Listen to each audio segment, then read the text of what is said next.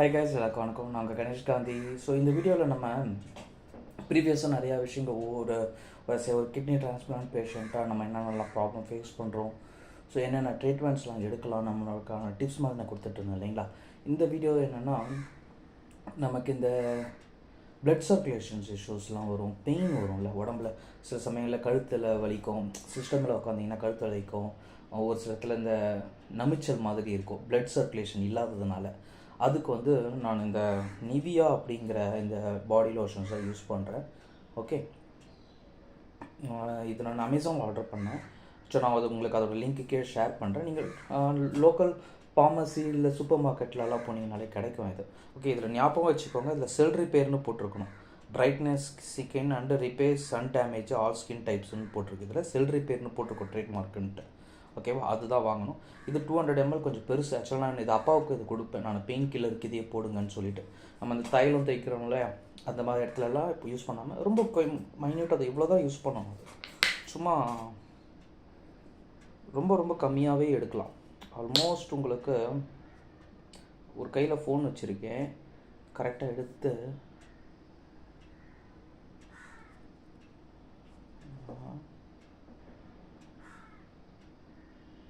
Okay பாருங்கள், இவ்வளோ தான் யூஸ் பண்ணணும் பெயின் இருக்கிற இடத்துல. ஸோ அந்த பெயின் இருக்கிற இடத்துல நீங்கள் இதை அப்ளை பண்ணிவிட்டு ஜஸ்ட் ஃப்ரீயாக விட்டால் போதும். உங்களுக்கு அது அப்படியே பிளட் சர்க்குலேஷன் நைட் தூங்க சொல்ல அதை பண்ணிவிட்டு பாருங்கள். ஃபேஸ்லேயும் அப்ளை பண்ணலாம், ஆனால் என்னென்னா இது கோல்டு ஆகும். நமக்கு அவ்வளோ சீக்கிரம் உடம்பு தாங்காதில்ல.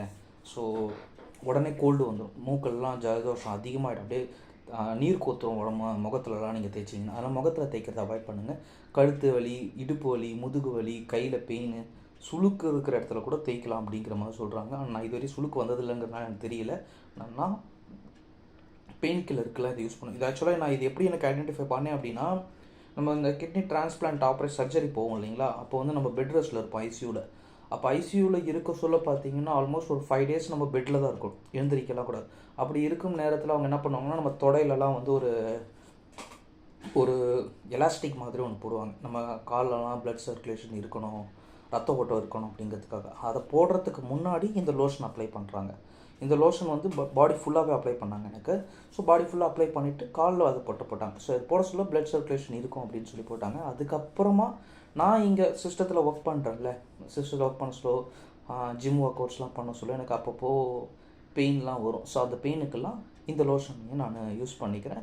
அஃப்கோர்ஸ் 100% இது உங்களுக்கு நல்லா ஒர்க் ஆகும். கம்மியாக யூஸ் பண்ணி செக் பண்ணிவிட்டு பாருங்கள். உங்களுக்கு அந்த ஃபீலிங் வருது அப்படின்னா அதுக்கப்புறமா நீங்கள் கண்டினியூ பண்ணுங்கள். எதையுமே ரெகுலராக யூஸ் பண்ண வேண்டிய அவசியம் இல்லை.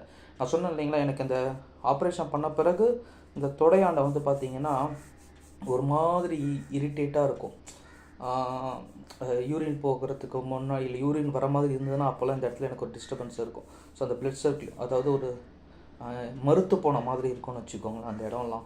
ஸோ அந்த இடத்துல நான் ஒரு 1 week தான், ஒரு 5 days இல்லை ஒரு 10 days தான் இருக்கும் மேக்ஸிமம். நைட் தூங்குறதுக்கு முன்னாடி லைட்டாக அந்த நான் காமிச்சேன் இல்லைங்களா, அந்த அளவுக்கு லோஷனை அப்படியே கரைச்சி அப்ளை பண்ணி விட்டுட்டு ஃப்ரீயாக விட்டுருவேன். ரொம்ப மசாஜ் எல்லாம் கிடையாது, நார்மலாக அப்ளை பண்ணி விட்டுருவேன். எனக்கு மறுநாள் ஃப்ரீ ஆகிடுச்சு. ஒரு 5 days 10 days கழிச்சு இன்றைக்கி நிலைமைக்கு பார்த்தீங்கன்னா இப்போ ஆல்மோஸ்ட் அது பண்ணி 1.5 மாதம் ஆகுது.